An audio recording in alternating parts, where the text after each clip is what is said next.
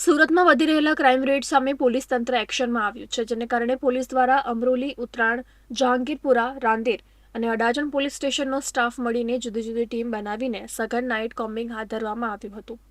પોલીસે આ કોમ્બિંગ દરમિયાન હિસ્ટ્રી શીટર, ટપોરી, માથાભારે શખ્સોના ત્યાં તપાસ હાથ ધરી હતી, જેમાં પોલીસને કેટલાક ઈસમો પાસેથી ઘાતક હથિયાર પણ મળી આવ્યા હતા. આ ઉપરાંત પોલીસે 5 તડીપાર આરોપીઓને પણ ઝડપી પાડ્યા હતા, તેમજ પ્રોહિબિશન સહિતના કેસ કરવામાં આવ્યા હતા, જ્યારે અન્ય 30 જેટલા લોકો વિરુદ્ધ ફરિયાદ નોંધીને કાર્યવાહી કરવામાં આવી હતી.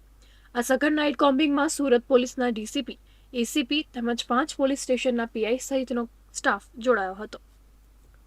સુરત શહેર પોલીસ કમિશનર માનનીય અનુપમસિંહ ગેહલોત સરના માર્ગદર્શન હેઠળ તેમજ સેક્ટર 2 શ્રી ડામોર સરની સૂચના આધારે ઝોન 5 વિસ્તારમાં આવેલ કોસાડ આવાસ ખાતે ઝોન 5 ના તમામ અધિકારી કર્મચારીઓને સાથે રાખી કોમ્બિંગનું આયોજન કરવામાં આવેલું.